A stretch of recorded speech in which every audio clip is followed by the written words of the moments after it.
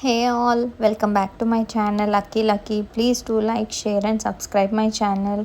ఈరోజు రెసిపీ వచ్చేసి simple chicken pakodi అండి. ఈ సైజ్ పీసెస్ అయితే సరిపోతుంది. ఇందులోకి ఇప్పుడు స్పైసెస్ యాడ్ చేసుకుందాం. పసుపు, అల్లం వెల్లుల్లి పేస్ట్, కొంచెం కారం, ఒక హాఫ్ టీ స్పూన్ కారం సరిపోతుంది.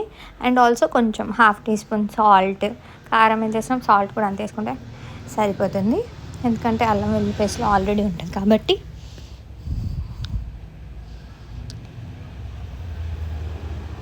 ఒక హాఫ్ లెమన్ వేసుకోవాలి. సింపుల్గా అండి, అప్పటికప్పుడు చేసేసుకోవచ్చు. కొంచెం గరం మసాలా ఇంట్లో ప్రిపేర్ చేసింది. ఇప్పుడు లెమన్ వేసి స్క్వీజ్ చేసేసుకొని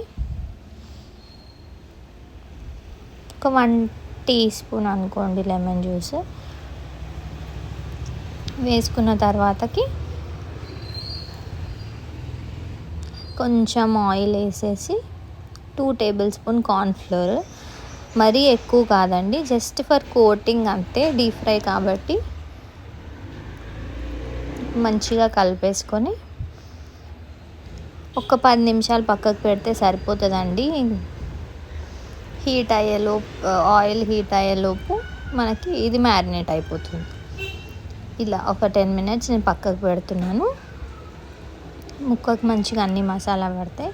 ఇక్కడ బాండి పెట్టేసుకొని ఆయిల్ డీప్ ఫ్రైకి సరిపడా వేసేసుకొని అది హీట్ అయ్యే వరకు మ్యారినేషన్ కంప్లీట్ అవుతుంది.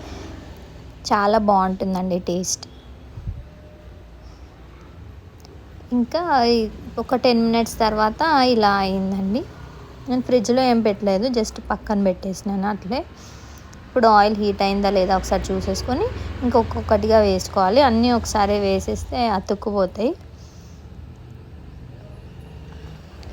ఒక్కొక్కటి వేసేసుకొని మంచిగా ఫ్రై చేసేసుకొని ఇప్పుడు మీడియం ఫ్లేమ్లోనే చేసుకోవాలండి. ఎందుకంటే లేకపోతే బయట మాడిపోయి లోపల పచ్చిగా ఉంటే టేస్ట్ బాగుండదు. మీడియం ఫ్లేమ్లోనే ఈ ప్రాసెస్ అంతా చేసుకోవాలి.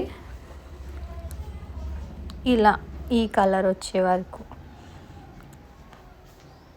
ఇంకా క్రిస్పీగా కావాలనుకున్న వాళ్ళు కొద్దిసేపు ఉంచి తీసుకోవచ్చు.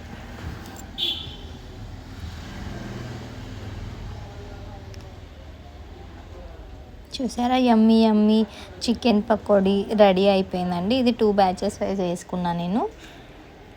ఇంకా కొత్తిమీర వేసేసి లెమన్ కావాలంటే లెమన్, ఆనియన్ అంటే ఆనియన్తో సర్వ్ చేసుకుంటే చాలా అంటే చాలా బాగుంటుంది.